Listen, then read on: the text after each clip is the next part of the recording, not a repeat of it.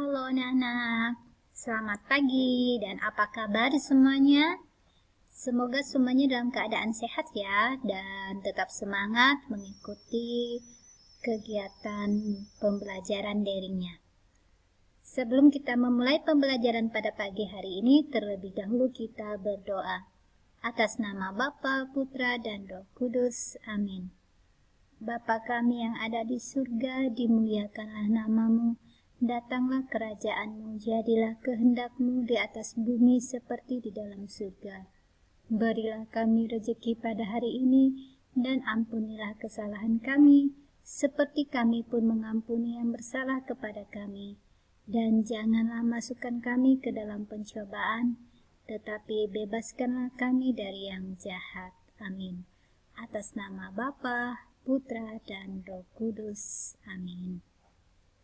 Pada pagi hari ini kita mempelajari PPKN tentang musyawarah. Apakah anak-anak masih ingat musyawarah? Musyawarah itu pengamalan sila keberapa dan lambang silanya apa? Oke, kita lihat sama-sama. Musyawarah dilakukan untuk mencapai mufakat. Mufakat adalah kesepakatan bersama peserta musyawarah. Mufakat harus diterima dan dilaksanakan oleh seluruh peserta musyawarah. Musyawarah dilakukan dengan akal sehat. Setiap peserta musyawarah berhak mengeluarkan pendapat. Pendapat yang berbeda harus dihargai. Menyampaikan pendapat dengan sopan dan tidak menyinggung orang lain. Nah, itu ya, musyawarah. Musyawarah merupakan pengamalan sila keempat Pancasila yang simbolnya adalah kepala banteng.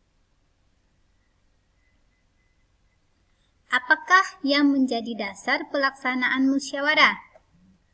Dasar pelaksanaan musyawarah adalah 1. Tiap manusia memiliki pemikiran yang berbeda. 2. Suatu masalah lebih baik dipecahkan bersama-sama. 3. Hasil pemikiran bersama lebih baik daripada sendiri. 4. Melalui musyawarah dapat menyatukan pemikiran yang berbeda. Nah, di sini ada prinsip-prinsip musyawarah adalah 1. Demi kepentingan bersama. 2. Menggunakan akal sehat dan hati nurani yang luhur. 3. Dilakukan dengan itikat baik. 4. Dilandasi semangat kekeluargaan. 5. Tidak memaksakan kehendak kepada orang lain. 6. Saling menghargai pendapat yang dikemukakan. Nah, ini. Yang pertama ini adalah dasar pelaksanaan musyawarah. Nah, ada juga dasarnya adalah untuk menyelesaikan suatu masalah bersama-sama. Nah, setiap ada pertikaian, masalah, kesalahpahaman, maka dilakukan dengan musyawarah.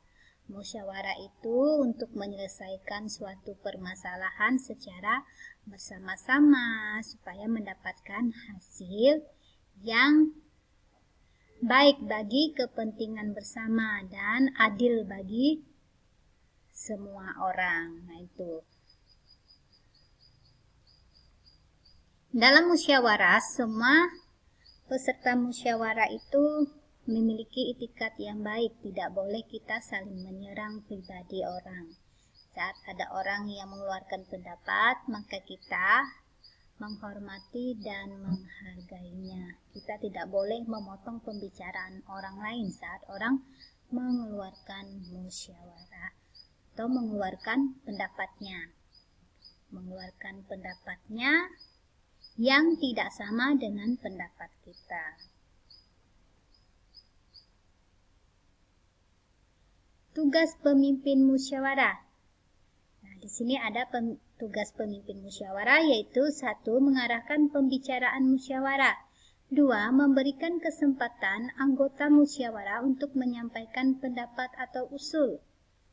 3. Menampung pendapat dan usulan anggota. 4. Mempertimbangkan dan memutuskan hasil musyawarah secara adil tanpa memihak. 5. Memimpin proses pemungutan suara jika keputusan mufakat tidak tercapai. Nah, ini adalah tugas pemimpin musyawarah yang memimpin jalannya suatu musyawarah. Nah, pemimpin musyawarah ini tugasnya yaitu mengarahkan pembicaraan orang saat ada peserta musyawarah yang marah atau pendapatnya tidak benar atau mengarah pada perselisihan, maka tugas pemimpin musyawarah adalah mengendalikannya. Mengendalikannya maksudnya di sini yaitu meredakan dan memberikan kesempatan untuk berbicara pada anggota dengan sopan dan menghargai pendapat orang lain. Nah, di sini tugas pemimpin musyawarah ini banyak ya sebenarnya, karena dia yang memimpin suatu jalannya musyawarah. Nah, semua keputusan itu diumumkan oleh pemimpin musyawarah berdasarkan tadi kesepakatan bersama, karena keputusan bersama itu harus diikuti karena sudah final atau sudah selesai dimusyawarahkan. Jadi tidak ada yang menolak.